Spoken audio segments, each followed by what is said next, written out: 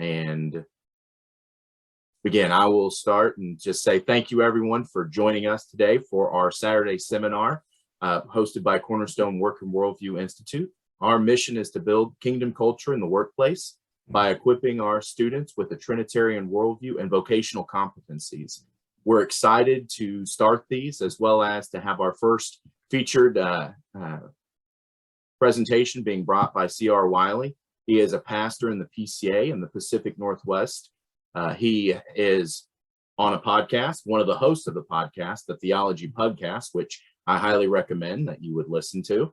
And then also he is an author of a trilogy of books on the household, Man of the House, The Household, and the War for the Cosmos, and his most recent one, In the House of Tom Bombadil. And that will be what he is addressing today.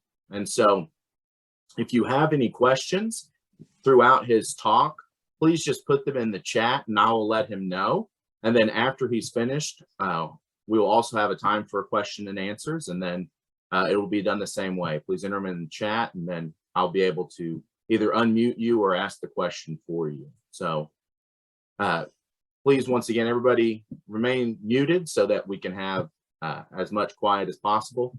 And thank you for coming again. And Chris, I go ahead and turn it over to you.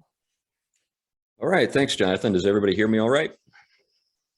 I'll take that as a yes.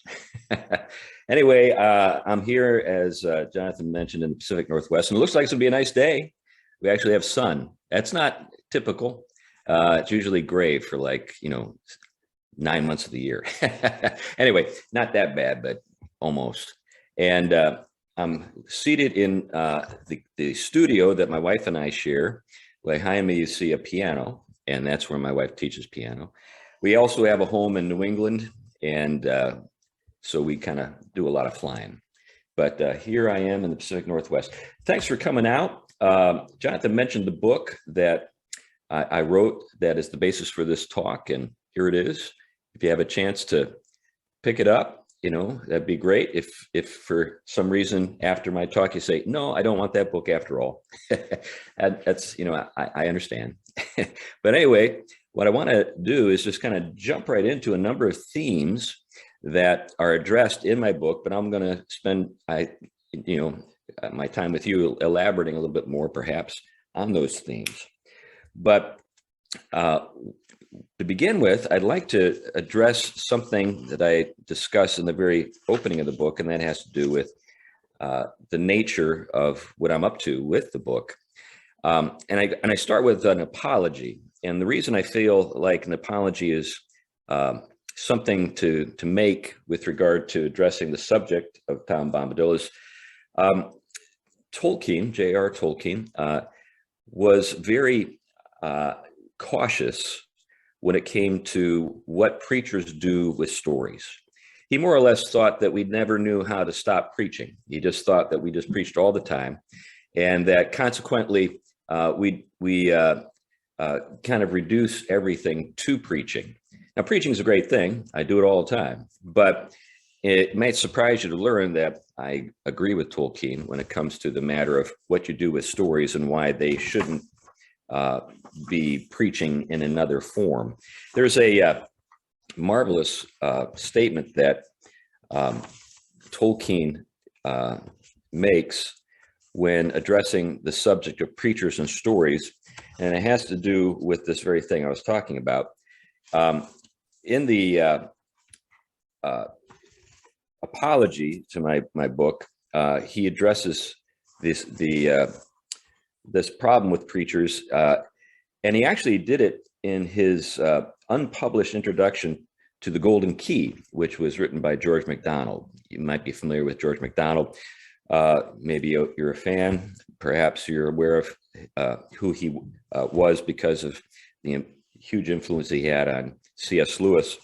But this was unpublished, but this is what Tolkien had to say.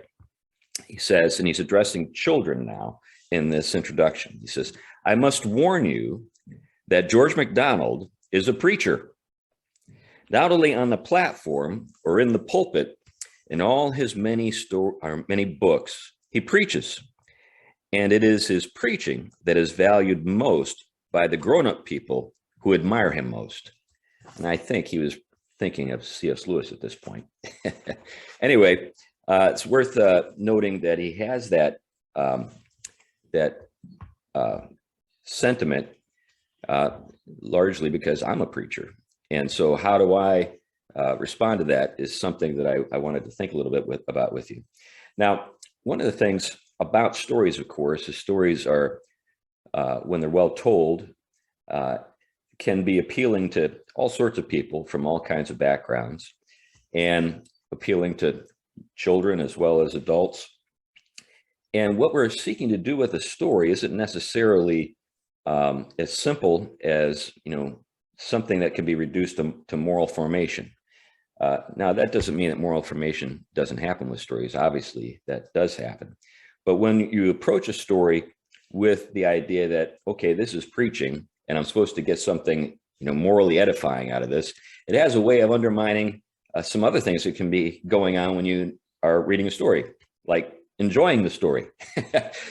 So if you're always sort of like looking for the message, then you have something that kind of gets between you and your enjoyment.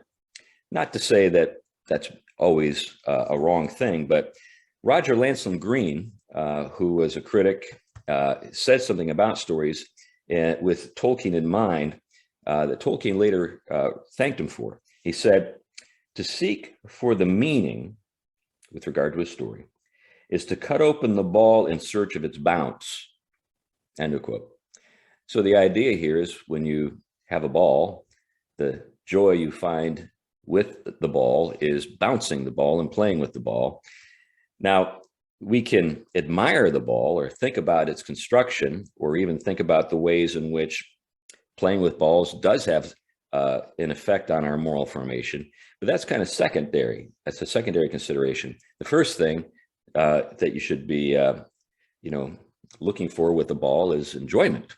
And I think that's what Tolkien's really hoping that will occur for us when we think about, his stories. He would like us to enjoy them first. And there are other things that come with enjoyment. There can be, shock.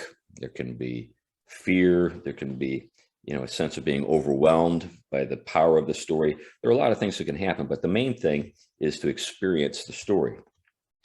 Now, much of the time, I should say, when preachers write stories, they have a propensity to write allegories, write allegorically. And Tolkien is famous for his disdain for allegory as a literary form. And maybe that's putting it too harshly. Let me just read something he said about allegory, and I'd like to reflect with you a little bit about what makes allegory. Well, let me just read this for you. He said in the foreword to the second edition of The Lord of the Rings, and I think it's important to note that this is the second edition, because I suspect that the reason he says this is because people accused him of allegory. So they probably, when they read his book, The Lord of the Rings, they said, well, what you're up to is, you're trying to tell us about the atomic bomb and how dangerous it is, and the ring symbolizes that, or what have you. So here he says, I cordially dislike allegory in all its manifestations, and always have done so since I grew old and wary enough to detect its presence. I much prefer history, true or feigned, with its varied applicability to the thought and experience of readers. I think that many confuse applicability with allegory, but the one resides in the freedom of the reader and the other in the purposed domination of the author. Now, looking at that statement closely, those last clauses to the statement, one resides in the freedom of the reader, meaning applicability, and the other the purposed domination of the author, meaning allegory. So what makes allegory work, at least in the modern world, is a kind of one-to-one correspondence. We see it, obviously in a very clear way when we read The Pilgrim's Progress. We got a guy named Christian. What does he represent? A Christian. And then you go through the story, and the story is a great story, but you're not free to make associations that are going on in your own mind you're subject to the purpose domination of the author. The author is telling you this means that. What Tolkien is telling us here is that he prefers an approach to storytelling that leaves the reader in a position to be free to make associations or not. So, for example, let me just think about this a little bit. A lot of people who have read The Lord of the Rings have observed or made a connection with some of the characters with the three offices of Christ: prophet, priest, and king. They say, well, clearly Gandalf has a kind of prophetic role in the story. And then Frodo has a priestly role. And then, of course, Aragorn is a king, the Return of the King and all that. So somebody brought that up to Tolkien, and Tolkien responded, I never thought about that, but I think you're right. So that's the kind of thing we're talking about here. Now, I think one of the things to keep in mind is that this critique of allegory is something that characterizes kind of the modern outlook. In antiquity and in the Middle Ages, it was believed that we all are kind of allegorical in nature. You and I are images of God.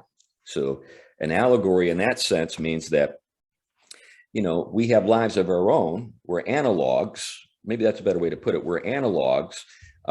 So we have, identities and stories of our own, but there's a connection that's real, that's not just made up. It doesn't just happen in our heads, but it's real. And in a sense, you could say that we live allegorically all the time, but we have another dimension to ourselves, which is what makes us unique. And consequently, maybe the better way to talk about that is not allegory, but analogy. And I'll probably talk about that a little bit more later. But that doesn't mean that, the Lord of the Rings doesn't have a moral core. Obviously, it does. It's a story about temptation. And the temptation, of course, throughout the Lord of the Rings is the temptation to use the ring of power. That's the temptation that various characters in the story are presented with. So there is a moral core. And I think it's important for us to remember that even though a story may not be allegorical or intended to be an allegory, there's no such thing as a story without some kind of moral content. Now, the moral content could be very questionable. It could be conveying something to you or me when we see the story, if it's a film or we read the story, that is really in error. It encourages us to do things or calls things good that are not good. But there's no such thing as a story without some moral content. And when it comes to the Lord of the Rings, it's right there. There's this. The story is a story that deals with this particular temptation, the temptation to use the ring, and it's the ring of power. So let's think a little bit about that. Now, the ring of power, if you recall, renders the wearer invisible. So you put on the ring and no one can see you, which of course means that you can get away with all kinds of stuff. And this is not the first time in the course of literature that a ring like this has been conceived. Perhaps the most famous ring of that could make you invisible, apart from this ring in the Lord of the Rings, is the ring of Gaijis in Plato's Republic. Now, there's a interlocutor that Socrates is talking to about the subject of justice. That's the theme that runs through the Republic. And what Glaucon, this interlocutor, says is that, and it's not entirely clear whether he really believes this or not, or he's just using it as an example of what some people do believe, is that justice is merely a kind of an agreement among people who want to get away with murder but don't want to be murdered. So that's basically all it is. And when he said, and then he uses this story, the Ring of Gaijis, to illustrate what would happen if somebody was able to get away with murder. What would happen then? And so the Ring of Gaijis is a ring that's found by a shepherd. It's on the corpse of a giant. It's not entirely clear how this ring, fits on a human hand when it was found on a giant's hand. But anyway, glossing over that detail, what you have in the story is this shepherd who, once he discovers that the ring can make him invisible, decides to take advantage, and he ends up becoming a part of the court of the king, ends up seducing the queen, eventually kills the king, and becomes king himself. And the moral of that story is you got to keep your eye on everybody, because if you don't, they will try to get away with murder. So what the ring of Gaijis reveals when it makes the shepherd invisible is just how wicked people can be. So it makes you invisible, but it reveals human wickedness. Now, the thing about the ring of power in the Lord of the Rings, apart from this, is that it actually makes the wearer worse. So, with the ring of Gaijis, it simply reveals how bad we are. With the ring of power, it makes the wearer worse, because with the ring of power, you can bend other people to your will. The backstory, the ring of power, if you're not familiar with it, is it was crafted by Sauron, and a giant, you could say, who is gigantic in terms of his power. He's a Maya, and which means that he is not a creature in the same sense that other creatures of Middle Earth are. He's from outside, and he, in order to dominate Middle Earth and the other rings that have been crafted, principally the elven rings, which were intended to preserve the good things of the world, he crafts this ring in order to dominate the wearers of other rings. And then he makes rings for men. In the story, those are the ring wraiths, the 9 kings who have been seduced by the rings that Sauron has made for them, and now they are his servants, the ring wraiths, and then the rings for the dwarves and so forth. So we have this ring that has been invested in with Sauron's power and his desire to dominate. So because of that combination of power and use, or intended use to dominate, the ring is irredeemable. It's not something that can be put into the service of a good cause. And as you use the ring to dominate others, you find yourself bent in the process, made worse, made like the maker of the ring, Sauron, as you wield his power. Now, what does this have to do with Tom Bombadil? Well, it has a lot to do with Tom Bombadil, I think. And I want to, make a little transition here to the subject of our time together, which is, who is this guy? Who is Tom Bombadil? Now, there's a lot of discussion about Tom online, a lot of speculation. But let's just go to his first appearance in the story. And what we see when we see Tom appear is something that is quite striking. So to remind you, when Tom appears in the story, if you've read the story, let me just assume that you've read the story. Perhaps you haven't. If you've only seen the films by Peter Jackson, you might be wondering, what's Tom Bombadil and what's this going to be all about? I didn't know anything about him. And the reason is because obviously Peter Jackson left him out of the story. He didn't feel like he was important enough to leave in. And one of the reasons I wrote the book that I did is because I don't know if you can really sort of appreciate the richness of the Lord of the Rings without Tom. And let me get to that in a minute. But let's take a look at his appearance. So he appears in the story at an important point. The hobbits are fleeing the ring wraiths, the Black Riders. They've left the Shire, and they use the old forest as a way to kind of escape detection, because they're afraid that the Black Riders are watching the roads, and they are.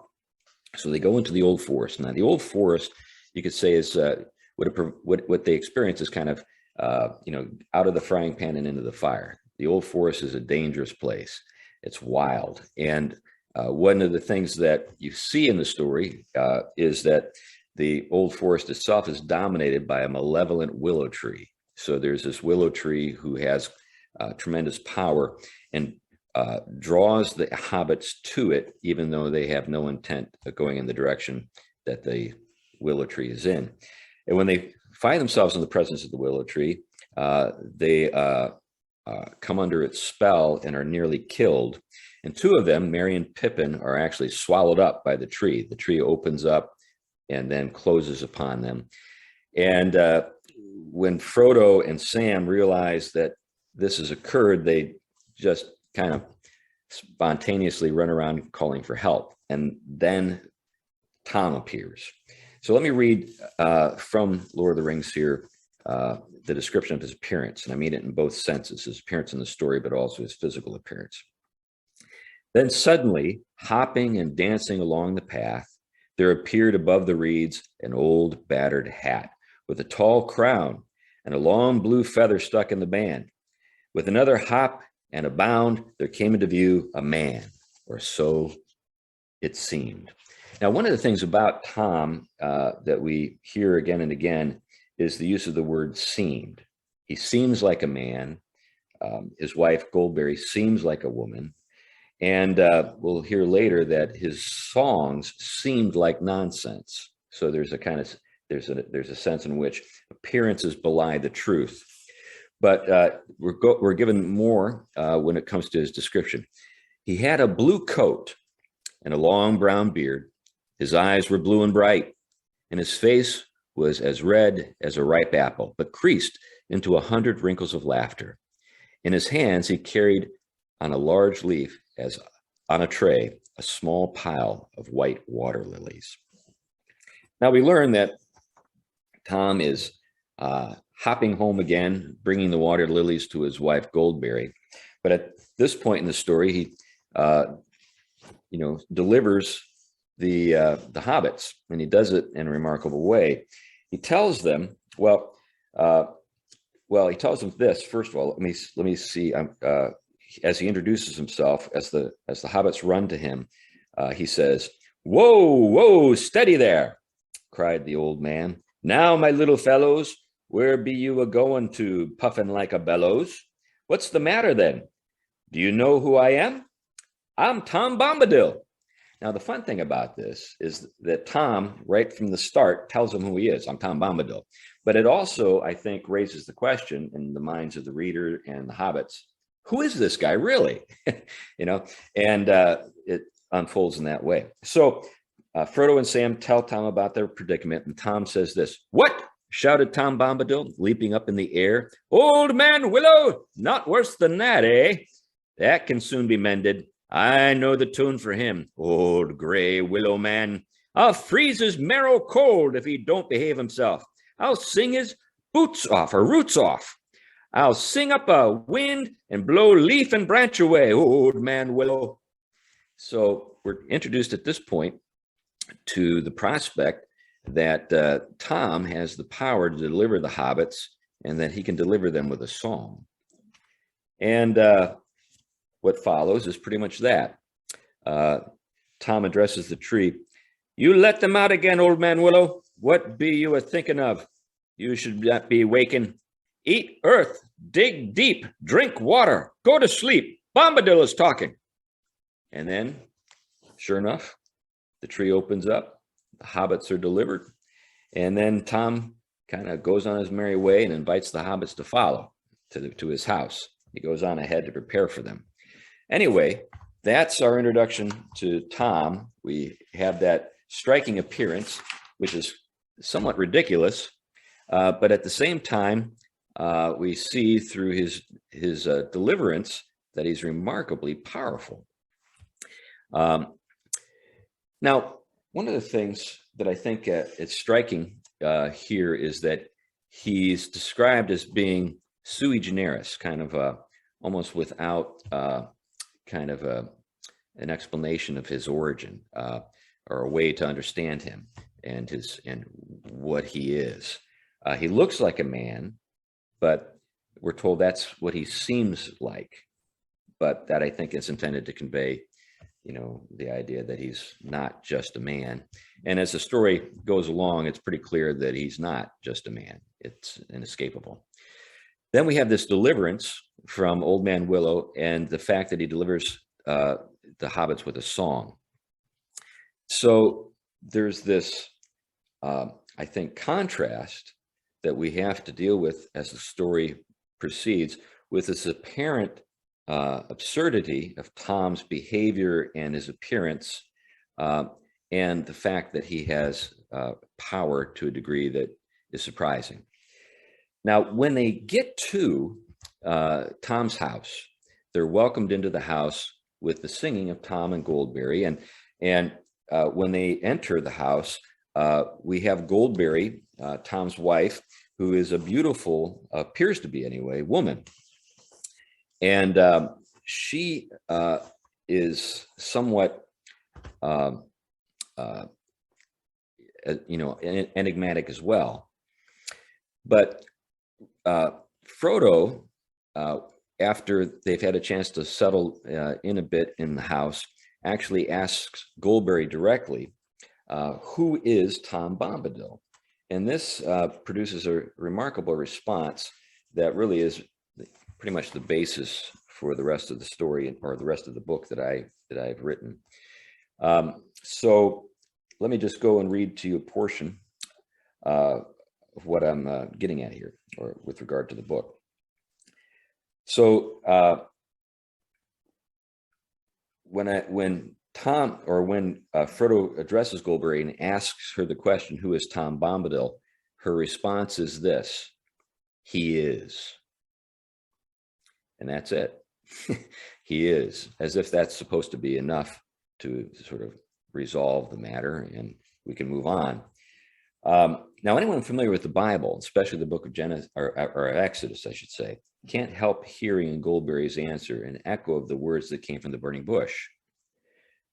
When Moses asked a similar question, the voice from the bush replied, I am that I am. That's Exodus chapter 3, verse 14. Now, this has led some people to speculate that perhaps Tom is Iluvatar, the creator of Middle Earth. And while there, I think, some reasons to believe that could be a good theory, unfortunately, Tolkien dismissed it. He actually had that question asked to him, and he said, nope, there is no physical sort of incarnation of Iluvatar in Middle Earth at this point.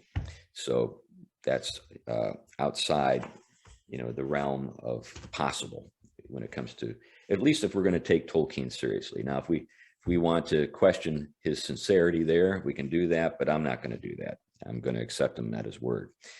So there are other theories. One of those theories has to do with the kind of the material cause of Tom, how he comes into the imagination of Tolkien, and it has to do with a Dutch doll. Perhaps you've heard this story, but apparently there was a Dutch doll that in appearance was what we have described in the story. And this doll apparently was a favorite, I think, of Michael, one of Tolkien's sons.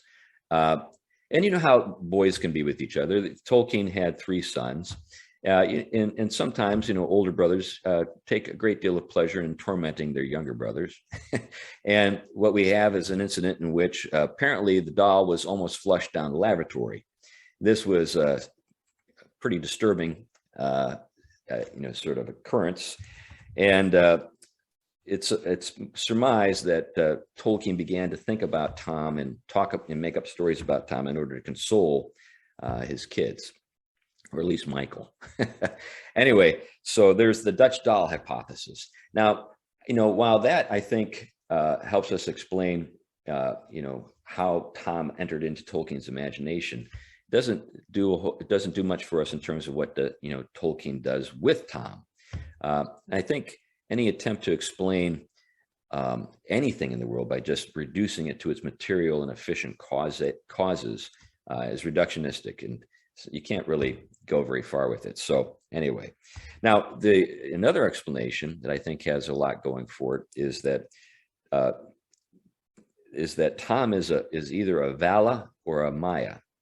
So the Valar is when you speak of the Valar and the Maiar, is the plural. So Vala or Maya would be the singular.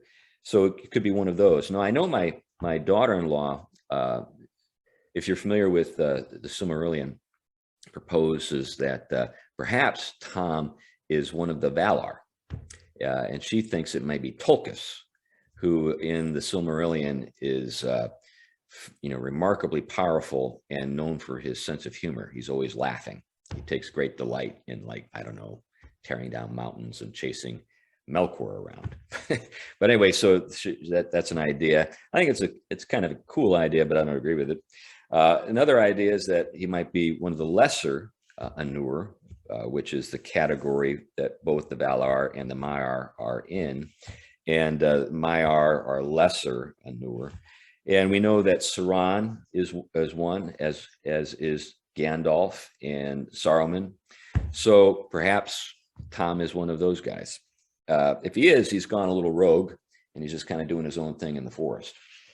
There are other folks who propose that Tom represents something outside the story itself. At one point in one of Tolkien's letters, he describes Tom as being a kind of personification of the English countryside. And I think that, that's an interesting thought, but I'm not sure it satisfies, at least me anyway, with regard to all the things that are going on in the story with regard to Tom. I think the Shire is a better representation of the English countryside because it's countryside and it's pretty bucolic and seems to fit, Tolkien's, at least, I guess, taste when it comes to the English countryside. Now, another thing that people have proposed is that perhaps Bombadil is Tolkien himself. That Tolkien has inserted himself in the story, kind of like, I'm just drawing a blank on his name, the director who, Alfred Hitchcock. I don't know if you remember the old films that Hitchcock, directed, but it's always fun early on in the film to look for Hitchcock. It was kind of his way of signing his work. He appears just very briefly in his films. I think you see that also with the Marvel stories with what was the guy's name who started Marvel? Anyway, I'm drawing a blank. But anyway, I'm not entirely satisfied with that theory because we have another story in which I think it's pretty clear that Tolkien is describing himself, and that's Leaf by Nigel. And in that story, Tolkien is not presenting himself as this incredibly powerful being. He's presenting himself as kind of a little man who's obsessed with projects that are too big for him. And so I think that there's a sense in which it doesn't accord with Tolkien's humility and self-concept to say that Tolkien's describing himself. And we do have something fascinating to consider, and that is that there was a poem that Tolkien wrote about Tom that first appeared in the Oxford magazine in 1933, and it's The Adventures of Tom Bombadil. Now, what's remarkable about that is that in terms of the chronology of publications or publishing stories that Tolkien created, that does make Tom the oldest creature in Middle Earth. He's older than The Hobbit, which was published a few years later, obviously older than The Lord of the Rings. And what we have in The Adventures of Tom Bombadil are all the characters that we meet in the Fellowship of the Ring, in that part of the book where Tom is described, and his story is his time with the hobbits is described. Anyway, now with all of those things in mind, I'm going to propose something kind of different, and it comes directly from Tolkien himself. Tolkien described Tom as a kind of comment. So in a letter that Tolkien wrote in response to the inquiry that someone made concerning, who is this guy? Tolkien says this: Tom Bombadil is not an important person to the narrative. Let me stop and just say, at this point, apparently Peter Jackson agrees. When it comes to the narrative, it is as though we've got a little detour here, or a little story within the story that could be more or less dropped without doing a whole lot of violence to the overarching narrative. But Tolkien goes on, he says, I suppose he has some importance as a comment. I mean, I did not really write like that. He is just an invention who first appeared in the Oxford magazine about 1933. And then he goes on to say, he represents something that I feel important. He represents something I feel important. Though I would not be prepared to analyze the feeling precisely.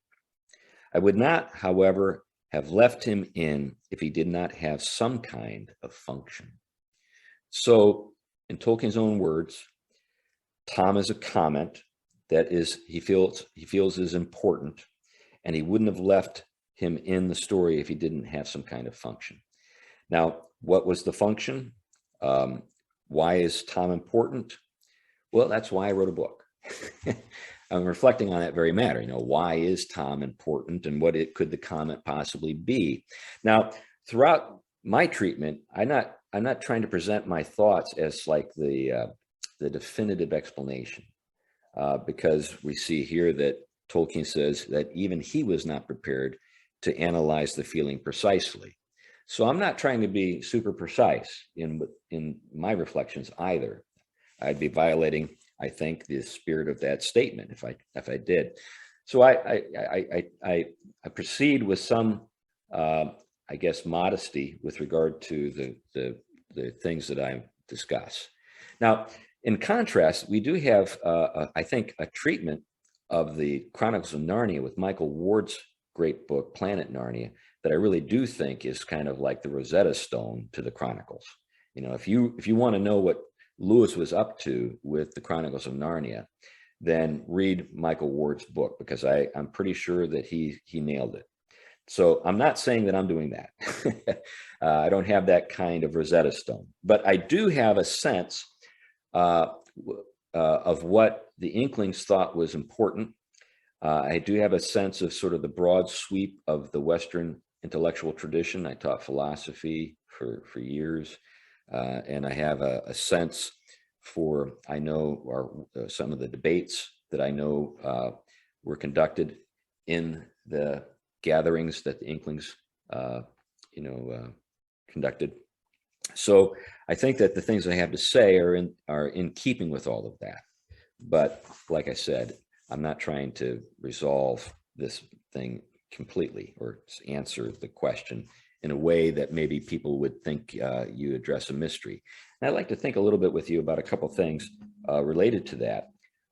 When we think about a mystery today, we think about it in kind of the spirit of Sherlock Holmes.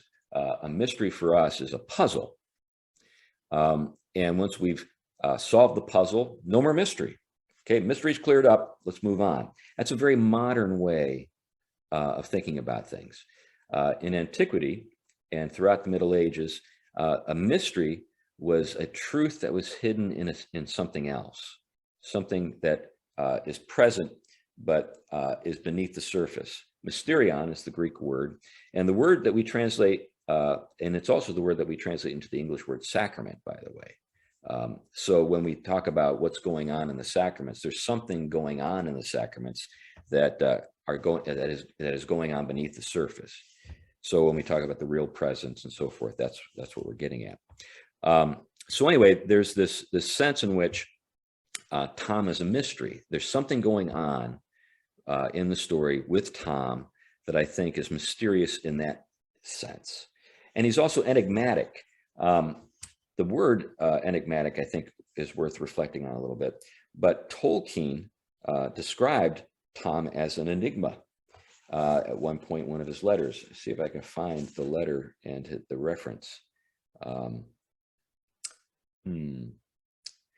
The thing that keep in mind with regard to an enigma is that the word is derived from the Greek, another Greek word, which means to speak elusively. So when Yeah, here I found the quotation. So in answer to the question, how do we fit Bombadil into sort of the larger cosmology and backstory of the Lord of the Rings? Here's Tolkien on the subject. He says, even in a mythical age, there must be some enigmas, as there always are. Tom Bombadil is one, intentionally. That's the word intentionally there is stressed by Tolkien in his note. So with regard to Tom, we have a mystery, but also something that is enigmatic. But when we come across anything enigmatic in character, it has a way of sort of drawing something out of us, our curiosity. And I think that that's really what Tolkien wanted to see. When Tom is brought into the story, he wants us to ask, who is this guy? Who is this guy? Tom answers the question, do you know who, or asks the question himself, very first time the hobbits encounter him. Who do you know who I am? And then, Frodo asks twice. He asks Goldberry, who is Tom Bombadil? And then he asks Tom directly, who are you? So throughout, we have that question raised. And then, Tolkien's statement with regard to he's enigmatic and enigmatic on purpose is worth thinking about. Anyway, well, I'm ready to jump into, matters related to that. I don't know if there's been any questions, Jonathan, that maybe it would be good for me to focus on at this point. If not, that's fine. I'll just move ahead. No questions at this moment. And remember, if you guys have any questions while he's talking, just go ahead and put them in the chat and I'll be able to address them to Chris. Thank you. Great. Okay. Now, the answer that Goldberry gives to Frodo, there's more to it. I mentioned a moment ago that her initial response is he is, and then Frodo doesn't seem satisfied. He just kind of looks at her, quizzically, and then she elaborates. And she tells him something more. So let me go back and read that portion of the story again for you. Fair lady, said Frodo again after a while, tell me if my asking does not seem foolish. Who is Tom Bombadil? He is, said Goldberry, staying her swift movements and smiling. So, as I noted, Frodo's incomprehension is plain to see, so Goldberry repeats herself, but then she adds that Tom is master of wood, water, and hill. So Frodo naturally asks, then all this strange land belongs to him? Now, it's Goldberry's turn at this point to be puzzled. Frodo's inference that mastery means ownership doesn't follow for her. So she says, the trees and the grasses and all things growing or living in the land belong each to themselves. Tom Bombadil is the master. No one has ever caught old Tom. He has no fear. Tom Bombadil is master. A door opened and in came Tom Bombadil. He had now no hat, and his thick brown hair was crowned with autumn leaves. He laughed, and going to Goldberry, took her hand. Now, that's the inspiration for my cover I drew. So that illustration on the cover is something I did. And what you have there is Tom with his forest crown. He's crowned with the leaves. So he is the master and a kind of royal presence.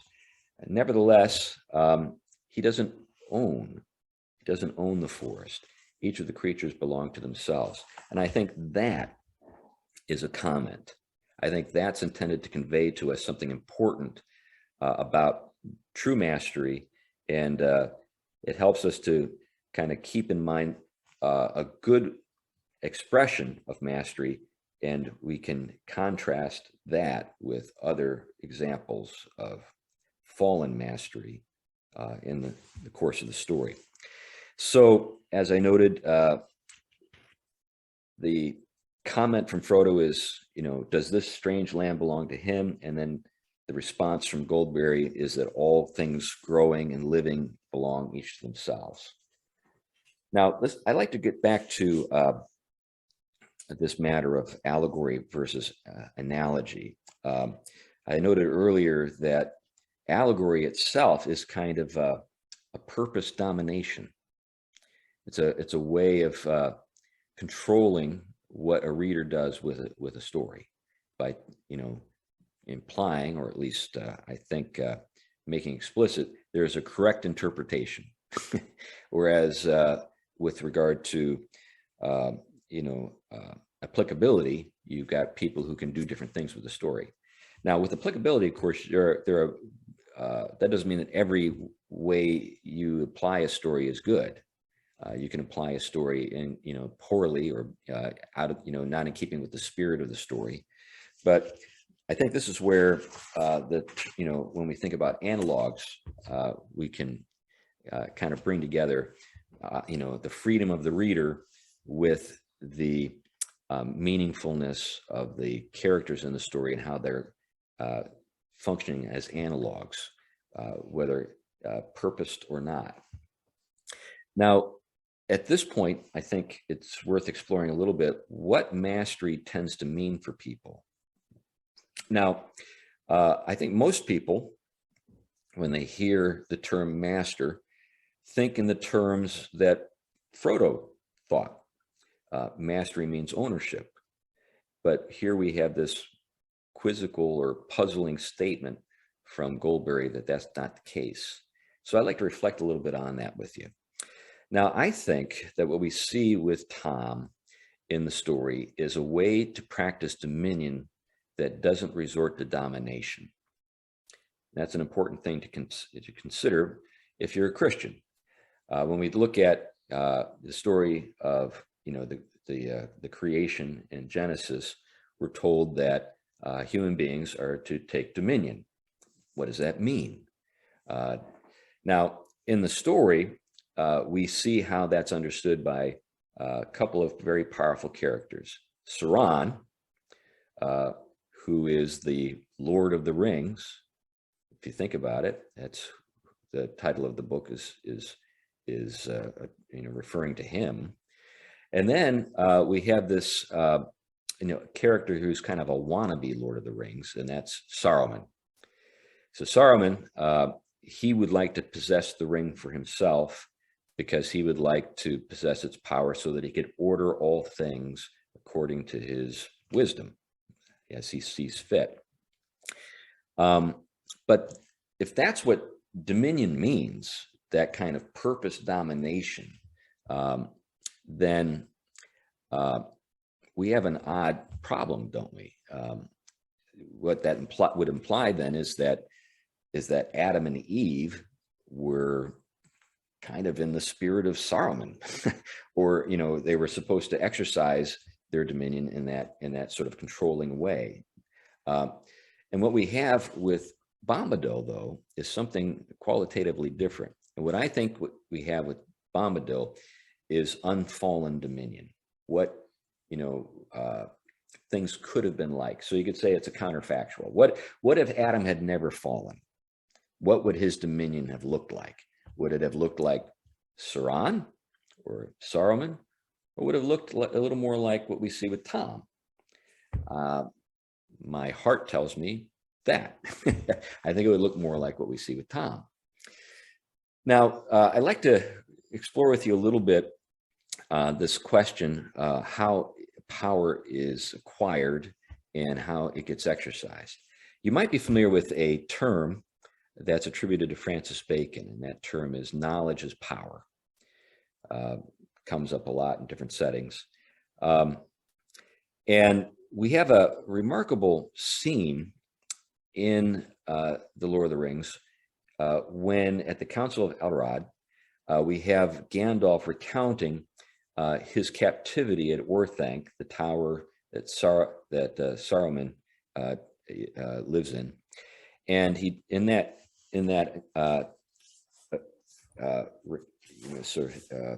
story that he tells, we see I think something that is addressing, or at least reflects, this whole matter of the connection between knowledge and power. So here's the account and from the Fellowship of the Ring, in which Gandalf is talking about his time in Orthanc, his captivity there. He says, quoting Saruman, "You have come, and here you will stay, Gandalf the Grey, and rest from your journeys. For I am Saruman the Wise, Saruman Ringmaker, Saruman of many colors." I looked then, and I saw that his robes, which had seemed white, were not so, but were woven of all colors, and if he moved, they shimmered and changed hues so that the eye was bewildered. "I liked white better," I said. "White," he sneered. "It serves as a beginning. White cloth may be dyed. The white page can be overwritten. The white light can be broken." "In which case it is no longer white," said I, "and he that breaks a thing to find out what it is has left the path of wisdom." There are a number of things here that are really remarkable, and I can't help but think that Tolkien has Bacon in mind, Francis Bacon, and the entire project that was kind of brought into the West through the development of empirical science. Now, one of the things I think that is worth noting here, and I think this is a very subtle illusion, is when we see occur when the light is broken, as we see the spectrum. And I think this is a subtle allusion to Newton's experiments with optics, which was really a significant thing that anyone who was a well-educated man in the days that Tolkien and Lewis and others were at Oxford would have known about. And I think it's safe to say that the association is being made. Now, when we think about science and technology, there's some things worth noting about kind of the downside, and particularly with regard to the spirit in which the sciences are pursued. And now, obviously, there are many things that we enjoy today that we owe to the progress of science. So I'm not a Luddite. I don't want to go back in time and live in, the 15th century or anything like that. But there is something else going on here that I think we shouldn't lose sight of. And C.S. Lewis, in his book, The Abolition of Man, talked about this downside. And he's really getting at kind of I think the questionable provenance of the scientific approach. And he says in Abolition of Man, there is something which unites magic and applied science, technology, while separating both from the wisdom of earlier ages. For the wise men of old, the cardinal problem had been how to conform the soul to reality. And the solution had been knowledge, self-discipline, and virtue. For magic and applied science alike, the problem is how to subdue reality to the wishes of men. The solution is a technique. The solution is a technique. What we have with this image of breaking things in order to master them and control them and make them do what we want is, I think, what we have personified in Saruman. And there are other places in the course of the story where that, I think, is pretty clear. And I'll talk about some of that later. But I want to also think with you a little bit about what was the prevailing outlook, or at least in part the prevailing outlook, before the rise of Baconian science. Before the rise of Baconian science, it was believed that the world that we live in was in some sense the reflection of divine wisdom. And there were given purposes and ends for things. And one of the ways that this was kind of reflected on or analyzed was Aristotle's four causes. Now, I'm pretty confident. Let me say even more strongly, I know that Tolkien understood Aristotle. And one of the things that you see with the four causes is that two of the causes have been lopped off with the modern approach. When you think about Occam's razor, those two things were lopped off when it comes to physical phenomena. What am I getting at? Well, with the Aristotelian approach, you could say that any given thing is what it is because of four things. One of those things is its material cause, what it's kind of made of, right? Another thing is the efficient cause, how it came to be what it is. That's energy. So you got matter and energy. But the other two were considered the most important characteristics of anything that made the thing what it is. And those were the formal cause, how it was made. And we see that in Genesis, when God forms the world, dividing and defining. So God divides the light from the darkness, and then he gives them names, calls, one day and the other night. And in the naming, gives it its place in the larger order of things. So that's the formal cause. And then the final cause is what purpose it's supposed to serve. So the final cause for human beings, understood this way, is the glory of God. Like when we think about, the Westminster Shorter Catechism, that first question. There are a number of things that I think that the Reformed tradition has given to the larger church that are really important and have enriched Christians from various traditions. And one of those things is this, question and answer from the Shorter Catechism. The Shorter Catechism first question is, what is the chief end of man? That's getting at final causation, right? What we are made for, our destiny. Final causation for human beings is an answer in the Catechism is to glorify God and enjoy him forever.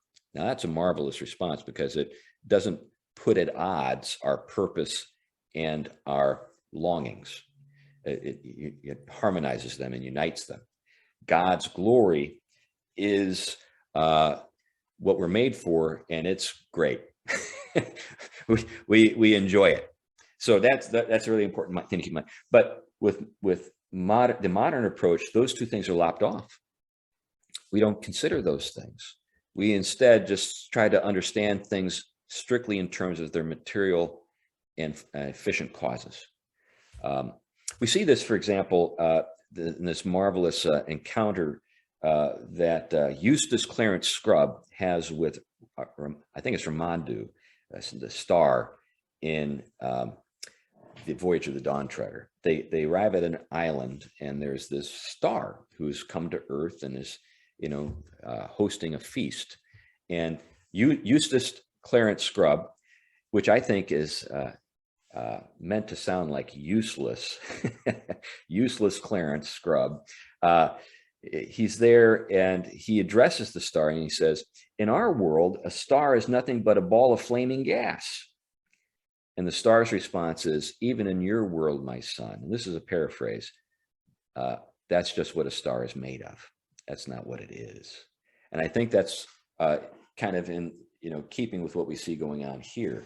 The path of wisdom, according to Gandalf, is a different kind of knowing. So we have the knowing that Saruman is pursuing, the knowing which permits him to control and dominate things.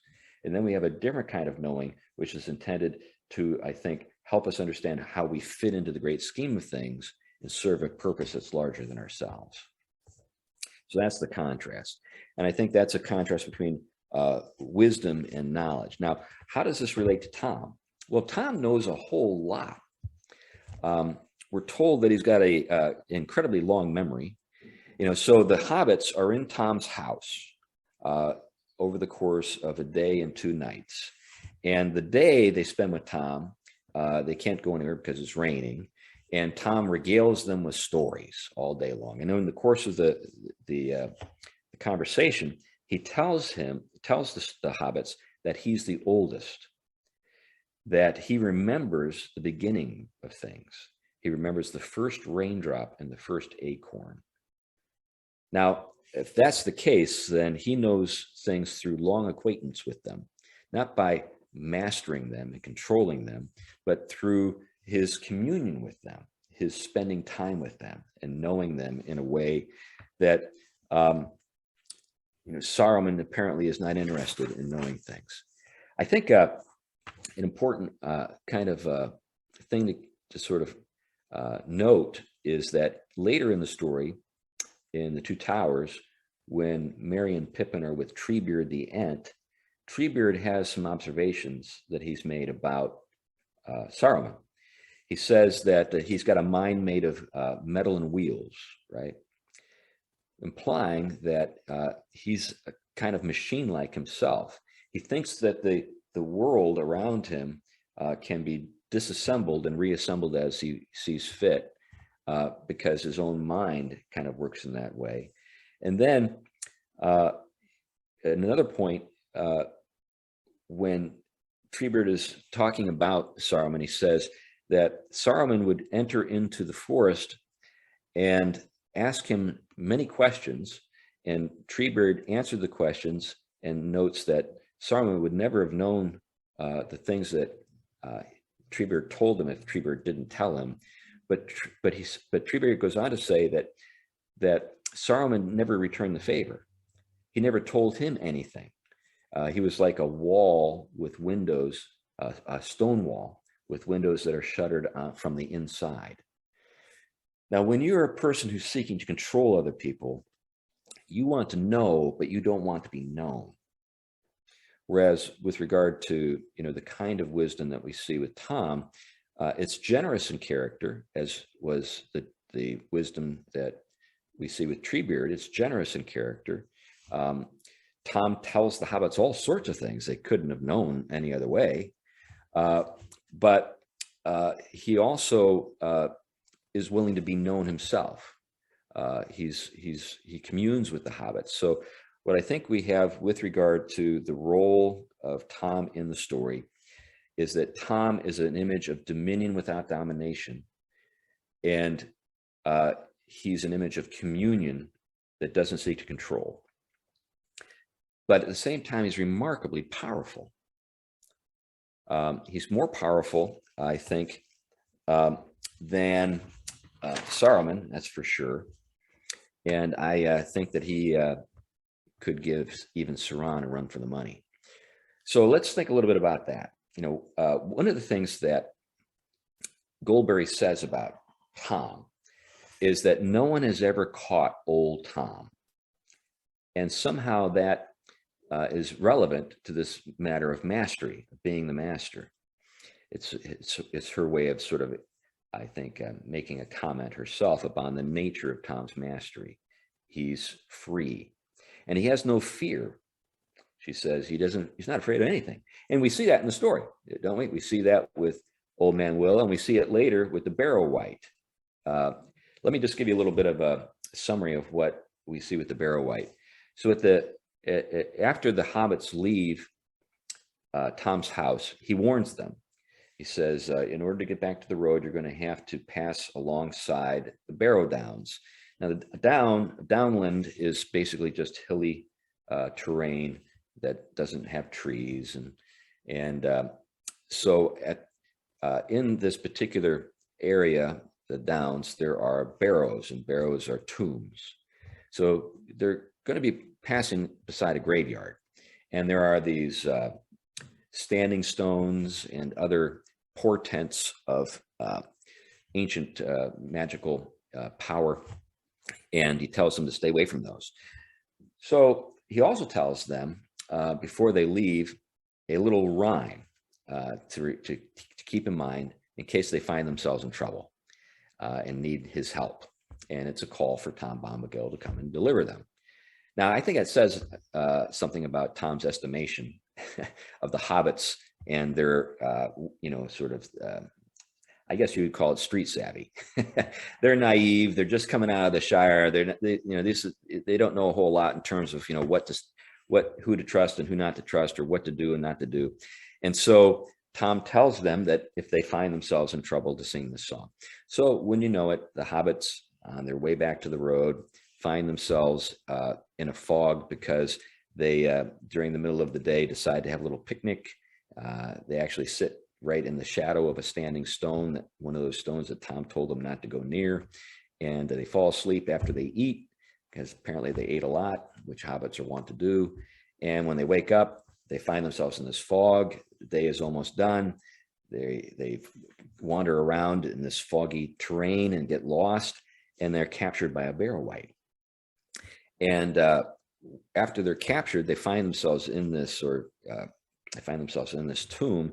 Frodo returns to consciousness and remembers Tom's song, and sings the song, and almost instantly, Tom appears. It's as though he was already out there walking around looking for the hobbits, wondering what had become of them. I even think that he absolutely knew where they were, because his deliverance is so immediate that it is as though he had already tracked them down and knew which barrow they were in. But we're not told that. This is never explained. The stones are rolled away as the sun is coming up. That should bring some things to mind, I hope. As the sun is coming up, the stones are rolled away, and Tom sticks his head in to the tomb and delivers the hobbits and casts the Barrow-wight into the outer darkness, almost with a laugh. And so we see in that episode, again, that this guy is impressive. He's delivered them twice, once from a tree and another time from a tomb. Does that remind you of anything? Anyway, so, with those things in mind, here we have this whole matter of Tom's freedom. He is free from fear. He doesn't fear the Barrow-wight. He doesn't fear Old Man Willow. They fear him, and he can't be caught. And there's something about this not being caught that I think is worth reflecting on a bit. At the end of the day, when the rain has, kind of washed away the daylight, and they're there by the fire in Tom's house, Tom says to Frodo, "Show me the precious ring." And he does it in the spirit of command. That's an imperative. He doesn't say, "May I please see the ring?"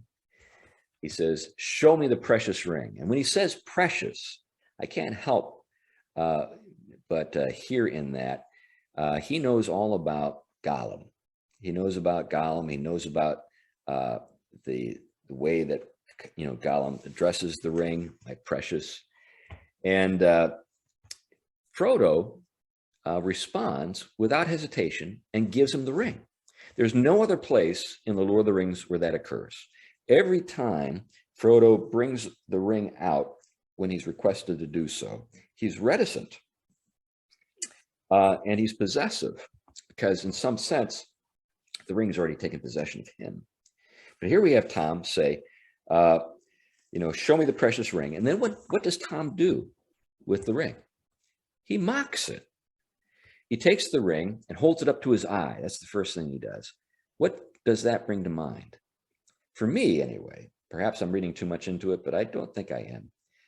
The eye of Sauron comes to mind. What is the eye of Sauron doing constantly? Searching for the ring, seeing where it can be, trying to see where it may be hidden, and so that he can find it, take it back, and possess it once again. Tom holds it to his eye, and we're told in the narrative that this is kind of an alarming thing from the standpoint of the hobbits. And then he takes the ring and puts it on his little finger. Tolkien is explicit. He says that he put it on the little finger of his big hand. Again, making light of it. And then the hobbits are astonished, because what we see is that Tom doesn't disappear. They continue to see Tom. The ring does not have the power to make Tom disappear. And then Tom takes the ring off, flips it into the air, and makes it disappear. Now that's impressive. And of course, at this moment, finally, Frodo is like, "What's become of my ring?" And then Tom, like an uncle after Thanksgiving, like he's pulling it out of Frodo's ear, just hands it back to him with a smile. "There you go. There's your ring back." Now, this annoys Frodo a little bit, if you remember in the story. And he wants to make sure that it's the same ring. And he also wants to sort of, I think, underscore the importance of the ring. I mean, it's something that Tom has made light of. He wants everybody to remember this is serious business. So he takes the ring and puts it on. And sure enough, Sam, Merry, Pippin don't see him. They're astonished, what's become of Frodo? But Tom looks right at Frodo. Frodo's gotten up, trying to walk away, and Tom says, "Get back here, Frodo," with a knowing look. "Your hand is more fair without the ring. Take it off." And then Frodo takes the ring off and tries to make light of it. "Oh, I just wanted to have a little fun, or something to that effect," he says. But I think it's pretty clear at this point that Tom is got power that other powerful creatures in Middle Earth do not possess. We don't see anything like this with Galadriel or with Gandalf or even Elrod. When the ring is presented to Galadriel, she's tempted, right? She does resist the temptation, and we got to give her a lot of credit for that. She is a noble and powerful person. Same thing with Gandalf. "Don't tempt me," and in both cases, what are they tempted to with is the prospect of having power to do good things. But they know that the ring is irredeemable, that it can't be redirected toward good ends. Instead, people who begin well with it are in the end corrupted themselves, and so they reject it. But this doesn't even have any effect on Tom at all. He's not tempted. He's dismissive. He doesn't need it. Doesn't want it. And I can't help but think that this could mean some important things about Tom's dominion. He doesn't really want to dominate anybody. He doesn't really want to control anybody. He's entirely, I think, preoccupied with just enjoying the world. That's one of the things. When you think about Tom, what I think is so striking is here's a guy who's seen the sun come up maybe millions of times, but he seems to be just as happy, seeing the sun come up, in the course of the story in which we see him, as he's probably been every other day since, or every other day before. And I think this brings something to mind that Chesterton, G.K. Chesterton, addresses. The delight that God has in his creation doesn't grow old. And we don't see any sort of weariness or fading with Tom. Instead, what we see is a delight in the moment. So he possesses a kind of knowledge in which he delights, and I think demonstrates by his delight in it that he doesn't want the kind of knowledge and power that Sauron and Saruman are after. Anyway, this might be a good point to see if there are any other questions. I see there are a couple of little in the chat box. There are a couple of things there. Anything we want to get into at this point, Jonathan? Yeah, Craig, did you want to expand on what you had written in there, or do you just want me to mention that in?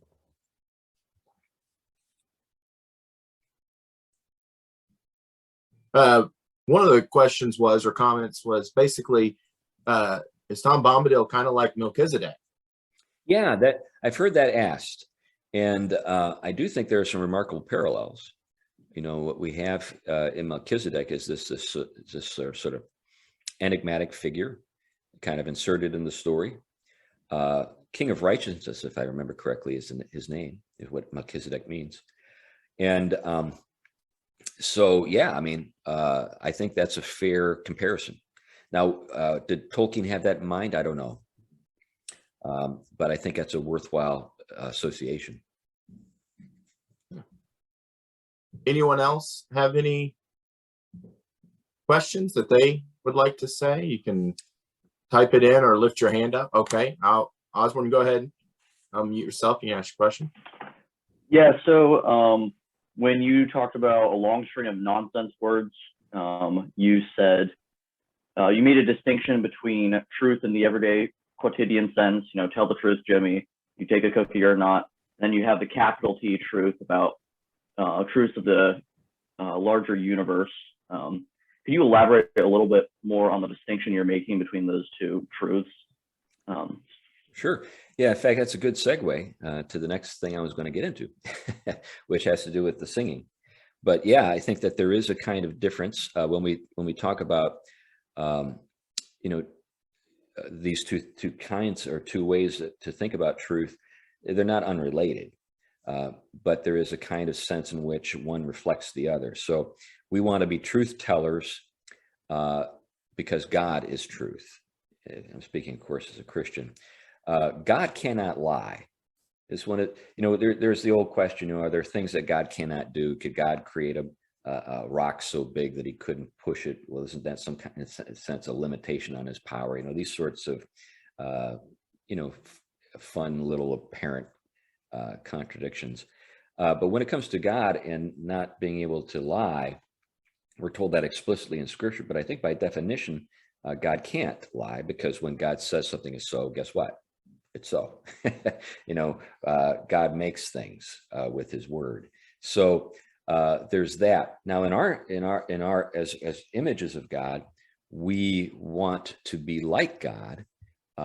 We can lie, and the reason why we can lie is because there is kind of a space between ourselves and our words that doesn't exist with God in the same way. So, like when we look at John chapter 1, we're told that in the beginning it was the Word, and the Word was with God, and the Word was God.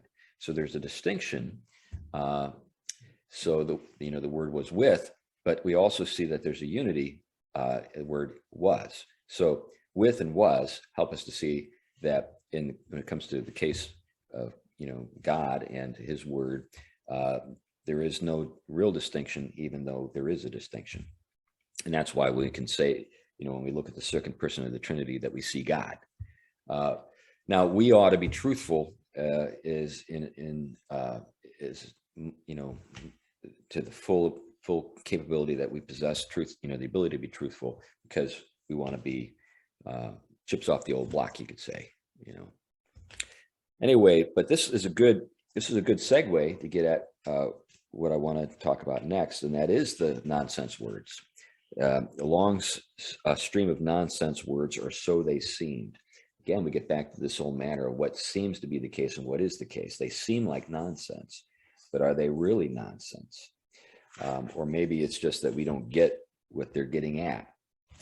So I don't think, when it comes to writers, I think some writers we can say, okay, there's a lot of extraneous prose, that just kind of proceeded from the pen of that writer. But I think when we're talking about someone like Tolkien, I think that he was very circumspect and said things that he meant to say. And when he notes that these words seem like nonsense, he's wanting us to see that, we're missing something, that there's something that is actually the case that we don't see. Now, I think the best proof that the words, and I'm thinking about Bombadil's songs, I think the best proof that they're not nonsense is their efficacy.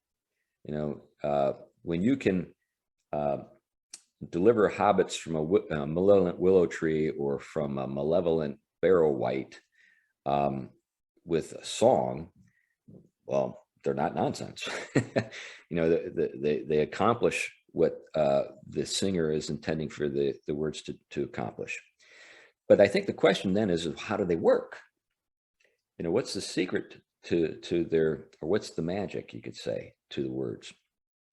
So I'd like to go back to this whole matter of knowledge and power again, and just reflect on it from a different angle.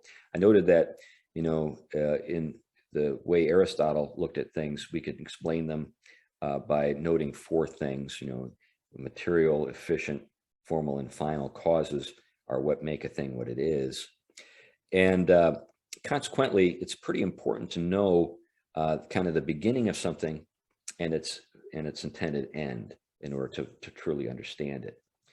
And I think with regard to the age of Tom, we can say that he has an acquaintance with things in their origins that, other creatures in Middle Earth don't possess. Maybe, the closest would be Treebeard. And what we have with Treebeard is, I think, an interesting parallel. If you remember, Entish is a language in which it takes a very long time to say anything, because in Entish, every word is the history of the thing that's being named. So the name and its meaning are inextricably bound up with one another. And so I think Tom's age gives him an advantage here. And the Council of Elrod, we're told by Elrod that Bombadil's claim has a basis in fact. Let me go to the part of the story here, or my book, where this is addressed. Here's Elrod, and he says, "I had forgotten Bombadil, if indeed this is the same that walked the woods and hills long ago, and even then was older than old. That was not then his name. Iwain Benedar, we called him, oldest and fatherless." So here's a guy who has seen 3 ages of Middle Earth. Elrod is an old man. Frodo is astonished when Elrod is describing, what the world was like in the first age from memory. He can remember that time himself. There are other characters who can do so as well. I think Galadriel is an example. She can remember. But what we have with this statement, though, I think is worth considering. Even Elrod says he's the oldest, that Bombadil is the oldest, and that he's fatherless. Now, who else would that bring to mind? Oldest and fatherless from a Christian perspective. Let's go outside the story of the Lord of the Rings. Well, I think we think of Adam, right? As the progenitor and from whom we all proceed or have come into the world. He's our father, you could say. Obviously, the ultimate source is God. But I think that connection, though, is subtle and maybe too subtle to make explicit. But I do see at least a parallel between what we see with Adam and dominion and what we see with Tom and dominion. There's something going on there that I think is in keeping with both. Now, one of the things we see in the story of Adam in the Bible is that he's given the task of naming the creatures. Have you ever thought about how he went about his work? Was it just sort of like an arbitrary sound? Did he just say, "Oh, I'll call this Binga Bonga"?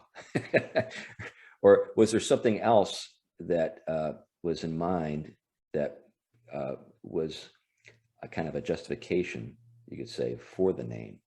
Now we see when he names Eve that he's got a reason for doing so. She's to be the mother of all the living. So the name that he uses for her has to do with her form, right? And what she's for. She's the mother. So this process of naming, it doesn't just proceed along the lines that I think we tend to proceed today. Today, when we name things, for example, when you name your children, you may name them for people or maybe from biblical characters, and I think that's very, commendable. But when we look at naming in the Bible, that's not generally the way things proceed. Like, think about the names of Jacob and Esau. With Jacob and Esau, the name Jacob means one who grabs the heel. And why did they call him that? Because he was holding on to his brother's heel. Now, there's a double meaning here, of course. We know in the course of the story that also is a way to describe a kind of an action that's intended to help someone get ahead of somebody else in line. When you trip somebody up in like a race, the goal is to get ahead of that other person. And we see that with Jacob throughout the rest of the story, right? He kind of lives down to his name, or maybe lives up to it if we think about it in a better sense. But with with Esau, what does Esau mean? Esau means red. Now, again, we have a double kind of meaning here. He's red. When he's born, he's got that ruddy complexion. But we also know that he's a violent man. He grows up into a very violent character. And so red is a word that describes, sort of the nature of Esau, as Jacob described the nature of Jacob. And I think that's also is to be kept in mind when Jacob is renamed Israel. There's something being said with that as well. So there are all these things going on with naming. And I think that then the matter is how do we name things appropriately? I think naming, if we rename things according to our own designs, we are exercising the power of naming in the spirit of Saruman. But if we are naming things in the spirit of their creators' intentions, then we are saying amen to what's been made, you could say, and acknowledging the natures of those things and purposes. So I think that's something to kind of keep in mind. One of the things that occurred in the Middle Ages was there was a desire to recover Adamic language, believing that the reason why we had lost dominion, or our dominion has in some sense been compromised as human beings, is because we've lost that language. And so attempts were made to try to get back to the original language. But again, this is a way of understanding language that's not in keeping with the modern approach. The modern approach to language is that our names are intended to help us control the things that we name. They are in some sense a means by which we can dominate them. And in that spirit, names are just tools that we use to get what we want from the world or from the things that we're naming. And they help us to kind of communicate with each other so we can cooperate in our efforts related to those things. And I think this is one of the reasons why in our contemporary sort of academic environment, words are so fraught with kind of controversy, because people, when they think about names today, think about naming as being a way for some people to dominate other people. They don't actually describe the world as it is. They just describe sort of the desire of one group of people, maybe white people, men, or whatever, to control other things or other people. Whereas the older understanding was, no, that's not what naming things appropriately is doing at all. What naming things appropriately is doing is helping you to understand your own place in the world and what the other things that surround you are really all about. And I'm pretty confident, based on what I know about Tolkien and Lewis and the other Inklings, that that is something that they thought needed to be recovered, that approach to language. There's a marvelous book that's a bit challenging to read by one of the Inklings. It's Owen Barfield's Saving the Appearances. And it's an attempt on Barfield's part to show what's become of language and how certain things were lost that need to be recovered, and perhaps ways that we can go about recovering those things that were lost. And I think what I'm talking about now is that. Now, obviously, when we talk about Bombadil, we have this matter to consider, and that's music. What about the music? Now, even his just regular speech has a kind of lyrical quality to it. I don't know if you've picked up on that. He's singing all the time, but even when he's not singing, it's almost as though you could put his words to music. He's got, that occurring. There's that marvelous scene when Goldberry and Tom are setting the table for the hobbits. And Tom is sort of this capering, kind of jolly figure, and Goldberry is this almost ballerina-like, graceful woman, and they're interacting with each other. They're not getting in each other's way at all. There's a harmony that we see in their actions. So they're not contending with each other. And by their harmonious actions, they set the table in this beautiful and mesmerizing way. The hobbits are just taken with watching them go about that. Now, almost every chapter in both The Hobbit and The Lord of the Rings contains poetry or music. And a lot of people have wondered about that. I'm no authority on the subject of poetry, but poetry itself, in terms of how we think about it today, is not really in keeping with how people thought about poetry in the past, or music in the past. So let me give you an example of what I'm getting at. Today, when people think of poetry, they think about sort of like this exercise in self-expression, right?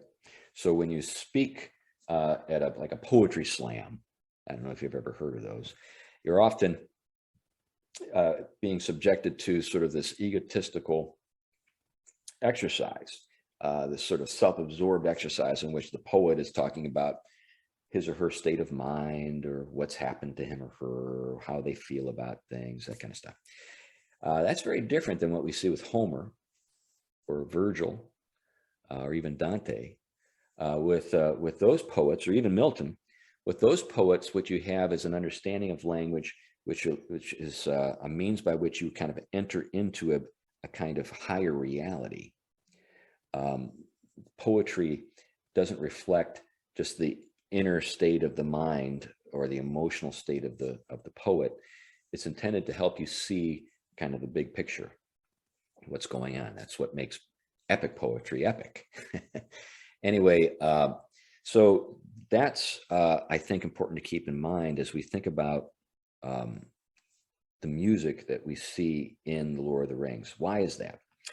Well, when we think about The Lord of the Rings, we know some things that the first readers of The Lord of the Rings don't know, because a book was published after Tolkien died in 1977 called The Silmarillion. And that provides kind of the backstory to The Lord of the Rings and The Hobbit. And it's about the first age of Middle Earth. And it starts with the creation of Middle Earth in the Song of the Ainur. So the Ainur are these angelic creatures, the Valar and the Maiar, who are the offspring of Iluvatar's thought, we're told.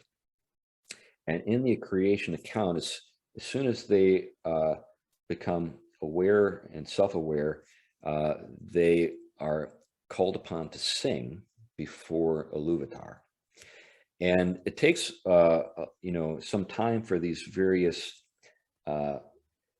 creatures, the Ainur, to harmonize, because each one is the product of a particular dimension of the mind of Iluvatar, and they're becoming aware of each other, and in the awareness, the growing awareness, they learn to harmonize with each other. And then begins a great music. We're not told much about the music in terms of its structure or anything along those lines, but we are told that it's great. It's the great music of the Ainur. And in the middle of the music, there is a dissonance that's introduced by the most powerful of the Valar, and that is Melkor. And then he leads a kind of rebellion when other members of the chorus join him in the dissonance. And then in the course of the music, the dissonance is actually enfolded into the larger story. And in the end, there's a resolution in which Iluvatar himself enters into the song, and everything ends. And then after the song is over, what Iluvatar says is, "Behold thy music." And he reveals to them that they have created Arda. And Middle Earth is a dimension of Arda, but it's the creation. And then there's some work for them to do, in terms of completing the task of creation. And those who decide that they want to do that, want to be part of things, enter into Arda. And so some of the Some of the Valar who enter in, of course, are the noble and beautiful and unfallen, Valar, but also Melkor and Sauron and those guys, the Balrogs, and so all the wicked characters. And so they all enter in to Arda, and it becomes sort of history unfolds at that point. Now we know how the story is going to end because we've seen how it began. We see that this whole thing is in some sense predestined to end in a certain way. But there is still agency that's being exercised by the various characters in the course of the music. And that's what makes this a great story. So now all of that, I think, should be just kept in mind when we think about music in general in terms of Middle Earth. But I think it also is something that should bring something else to mind for us in our world. And that is Pythagoras. And many of the great thinkers of the West have seen the connection between mathematics, the physical world, and music. So there's been an understanding in the West anyway, that in some sense creation is a song, that there's some kind of music that continuously is being generated by the movement of the spheres. So you might have heard of the term music of the spheres. This is what it's referring to. But there's a kind of music to everything. And with that in mind, I think we've got an interpretive clue that helps us understand the nature of Tom's music and why it has the power that it has. My thesis, and again, I can't footnote this and I can't state this with some kind of sort of finality, but my thesis is, in some sense, Tom knows the song in a way that others don't. And it's his music that is in some sense a reflection of that original music and calls things back either to their origins, as we see with the tree, Old Man Willow. Eating hobbits is a very unnatural thing for a willow tree to do. A willow tree eats earth, and we actually see Tom say that. Drink water. Don't drink blood. So he's calling the tree back to its nature. And then with the Barrow-wight, I think he's sending it to its end. It is destined for the outer darkness, and he consigns it to the outer darkness at that point in the story. So we have a picture of the beginning and the end, the form, and the telos, or the final end of the different things that are in Middle Earth, at least in those two instances. And so I think that the music is important, and an important clue in that respect. But like I said, if you were to ask me to footnote the place where Tolkien makes that connection, I can't do it. My thesis is just that. But I feel pretty good about it. Even though I can't say with sort of conclusive finality or power that this is what's going on with Tom, I suspect that it's the case with Tom.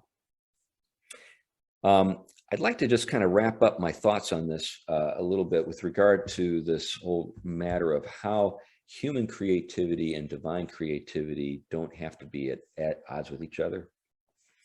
I think that in our modern world, we tend to think that they do. So in sort of the modern outlook, if God gets his way, then I have nothing that I have room for, or there's nothing that I can do. I'm just sort of like, well, it's kind of like this. You can kind of think about the way modern people think about God is modern people tend to think about it like a pizza. Like if God gets 6 slices, that means I only get 2. So the more God gets, the less I have. That's the way most people think about this. And so consequently, God's will is like a threat, right? Wow, if he gets his way, I don't get my way. And so we have that kind of competitive disposition or outlook when it comes to God. But I think the Christian understanding historically has been that we find ourselves in God. It's not as though there's this fundamental choice. Well, it's the one who loses his life who gains it. It's the one who seeks to possess his life who loses it. And how could we possibly imagine a life without God. I mean, God is our maker and our sustainer, and the one for whom we look toward, to a eternity of communion with. So consequently, our fulfillment is found in God. But what about human creativity? How does that kind of fit in this sort of scheme?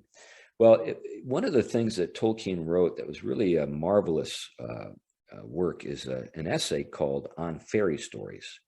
And in that essay, he talks about something he refers to as subcreation. What subcreation is a subcreator is a creature who has the capacity to make, but not from nothing. We always have to make with something, so the raw material with which we make the things that we make are givens. These things come to us from God, and they have purposes that God has, already intended for them. But we can still work within the framework of those given purposes and make beautiful things ourselves. And I think that what we see, particularly with the elves in Middle Earth, is that there are points in time in the story where the elves are puzzled by the word magic. There's this marvelous dialogue between Galadriel and Frodo and Sam wants to see some elf magic. And she's like, what are you talking about? And she says, you use that same word for the deceits of the enemy as you use for what we're up to, And what I think she's implying is that the things that the elves make are in some sense an elaboration or a fulfillment of the things that they're working with. There's a sense in which they're not doing violence to those things, but they're actually helping those things be what they are, and maybe in sort of express them in their meanings in ways that kind of build on what's been given. And I think one way to think about this is when it comes to language, we have in the classical approach to education, two branches of knowledge and two courses of study. There's the trivium and the quadrivium. I think some folks are familiar with the trivium. It has to do with human communication. So like with the trivium, when we're talking about language, human language, you begin with grammar, right? And then you go on to logic, right? Understanding how things logically, sentences logically hold together. And then you go on to rhetoric. Rhetoric is the highest form here. Logic and grammar help you get to rhetoric. And it's with rhetoric that you're actually creating meaning. You're saying what's on your mind. You're helping other people understand what you mean. Maybe if you're telling a story, you're helping to weave the meaning with your words. Now, the quadrivium is the language of numbers, and it has four sort of aspects, just like the trivium has three. Trivium, 3, quad, 4. So with numbers, you've got, simple arithmetic, right? That's the kind of the basic, that's like the grammar of numbers. And then you've got geometry, which is kind of like the logic, the next step, ways to describe the physical world with numbers, squares, rectangles, cubes, these different things. And then you move on from that to what I think, in the modern world would be physics, kind of the big picture, the whole shebang, right? Cosmology, how it all, so that's like phase 3, but there actually is a step beyond, and it's music. Music is the final, is the language of numbers. So one way to think about this is that within this given world that we live in, it's mathematically coherent. We can understand kind of the surfaces of things, but sort of the ways that we express the inner meaning of things is with human language. And these two things can work together and be in harmony. They don't have to be at odds with each other. And I think that kind of redeemed creativity from a Christian perspective is working within the framework that God has given us, creating beautiful and meaningful things, but not in a way that's intended to sort of superimpose meaning over God's given meanings. So like when we think about some of the crazy things that go on in the world today with like, transgender stuff or transhumanism, these different things, what are we doing with that? Well, we're actually trying to superimpose human meaning on given meanings. We're trying to transgress. It's an interesting way of putting things, but that's the way those folks talk about this stuff, transgressive art. Of course, what they're talking about is they think that human language is just like a tool that's been imposed on things by powerful people on less powerful people. And there's a dimension, there's an aspect of truth to that that's undeniable. But is that all that's going on? Traditionally within the West, the understanding was no.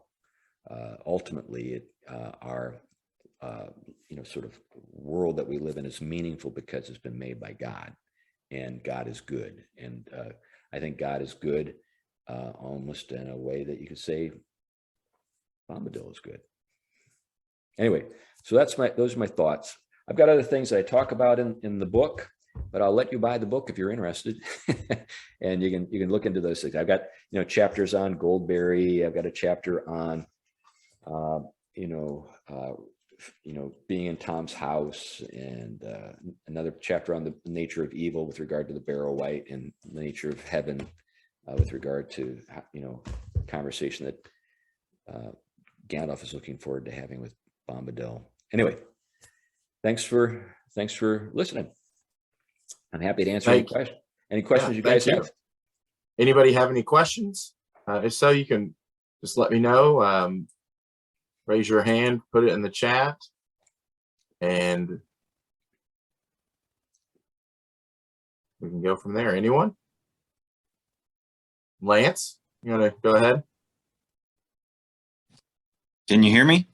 Yep. Thank you. This has been great. I had a question. I have a question for you. I think what I was kind of picking up on when you talked about Jacob and Esau and their names, one thing about that I picked up on was that they were named based on their appearance or just what they were doing when they were born. And I guess another tactic, I guess, or another angle that I've kind of used, like using Bible names, is like you're naming someone so they have a name to live up to, I guess. They have, one of my sons is Isaiah, and so I want him to live up. The idea of him living up to a great person in the Bible. So I just wondered what your thoughts are on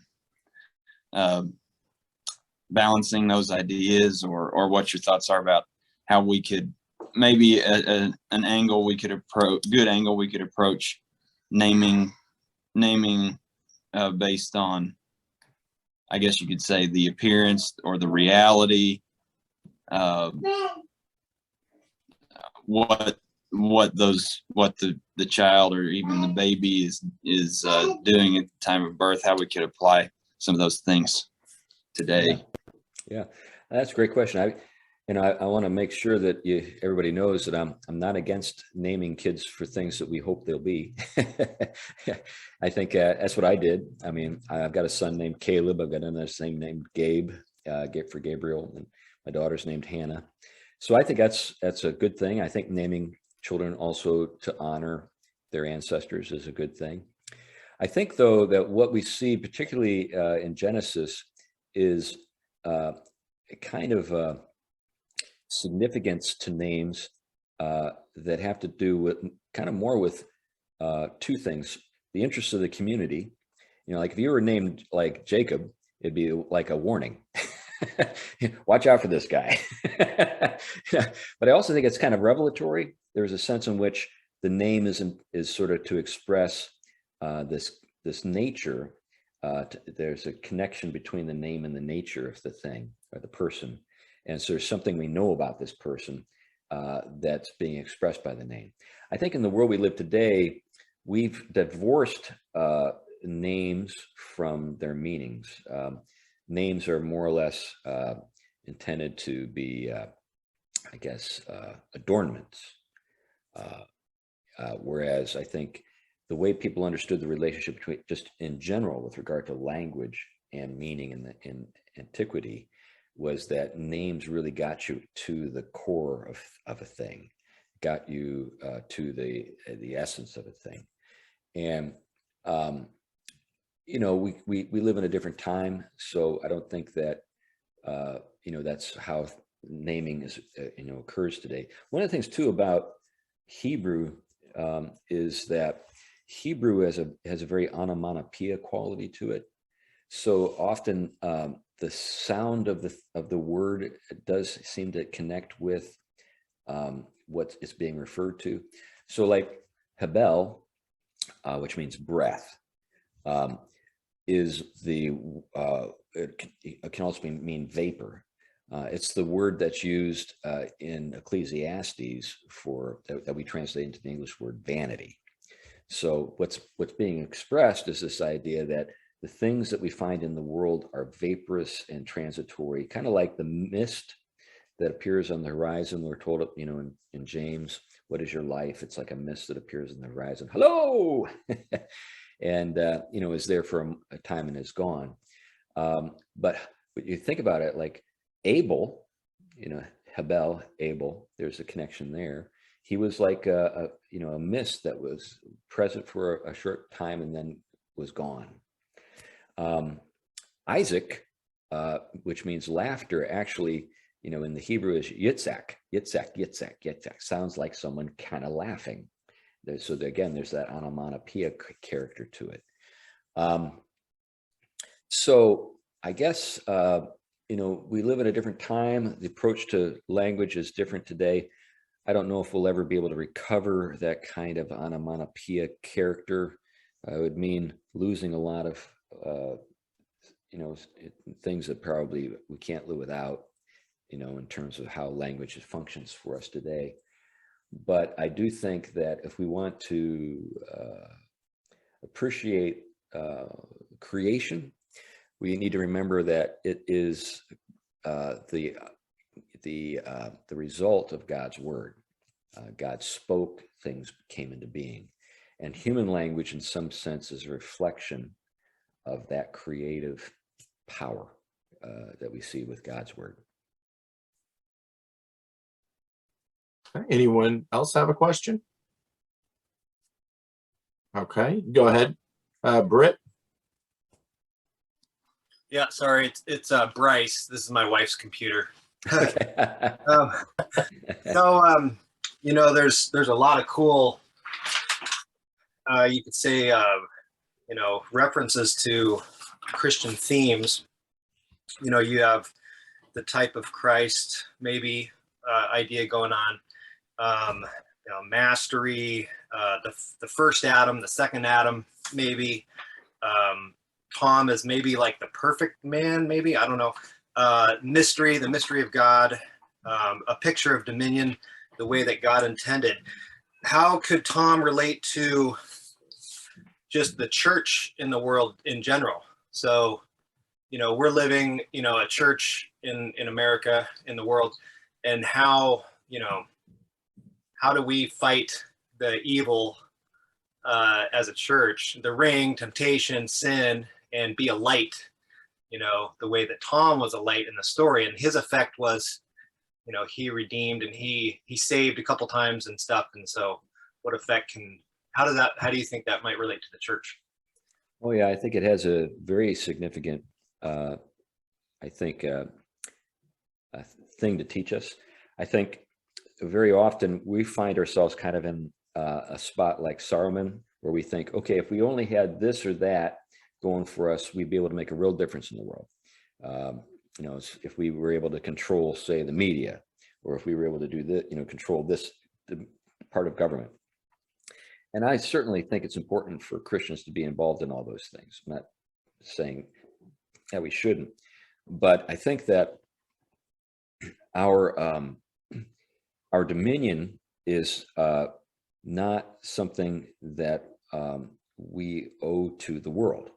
Our dominion is something that we owe to our Creator, and that our task is to carry it out in a spirit that reflects the Creator's spirit and intent.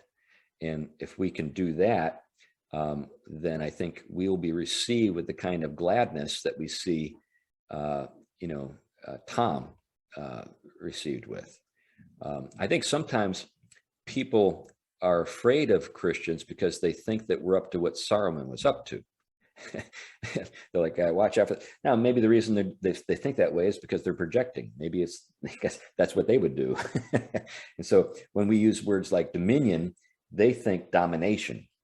But I think that if we go about our work well, it'll be very hard for people to justify that kind of aspersion. They'll be able to say, well, obviously he's not Saruman, he's doing something different. Look at all the good things that are following. But that doesn't mean you won't be falsely accused. We just have to make sure that we don't give any justification for the false accusation. You know what I mean? And so I think, with regard to the practice of dominion as a father or a mother in the home, our work with our children ought to be that of helping our children grow into the sort of people that we would enjoy having communion with as adults. So I'm at a phase of life where my sons are, married and have children of their own, and my daughter is nearly there. She's graduating from college this year, and I can honestly say I enjoy their company, and I think they like mine. So because what we have at this point is communion that was not feasible when they were young. You hopefully you enjoy being with your kids and spend time with them and stuff like that and have fun. I'm not saying that can't happen, but it's a different thing when your kids are grown. I can promise you. And you want to be able to say, yeah, I'll always be his father, but I'm glad to say that he's also my friend, if that makes sense. Yeah, thank you. Sure. Okay, I think we're a little bit over the time, but I think we have one. If anybody has one last question, we can ask it. If not, we will be closing up. Anybody have one last question? Okay, I think we don't have any questions. Thank you so much for your time. Thank you for everybody who joined. It was a pleasure. And if you would like a copy of the recording, just reach out to me and let me know. You can go to our website and fill out a form if you want to contact us, or you can go to my email address, which is director@cornerstonework.org, for a copy. And once again, thank you so much for your time, and thank you all for joining. You guys have a good rest of your Saturday, and God bless. Bye-bye. Bye.